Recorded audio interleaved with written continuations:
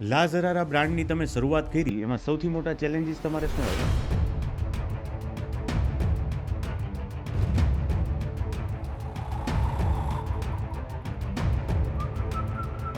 જ્યારે પરફ્યુમનો એક વિચાર આવ્યો કે લા ઝરારા સ્ટાર્ટ કરવું છે, ત્યારે જે પ્રોબ્લેમ હતો એ હતો માર્કેટની અંદર કોમ્પિટિશન થોડુંક વધતું જાય છે. તો એની સાથે આપણે કેવી રીતે ઊભા રહી શકીએ. તો માર્કેટિંગનું તો નોલેજ હતું જ, તો કઈ રીતે આપણે માર્કેટિંગ કરીએ, પણ એમાં એની સાથે સાથે સ્ટાફનું મેનેજમેન્ટ કેવી રીતે કરવું, આપણે કઈ જગ્યાએ માર્કેટ ટાર્ગેટ કરવો, એ બહુ બધા પ્રોબ્લેમ હતા. તમારો પહેલો પરફ્યુમ કયો હતો અને લોન્ચ ક્યારે કર્યો તમે?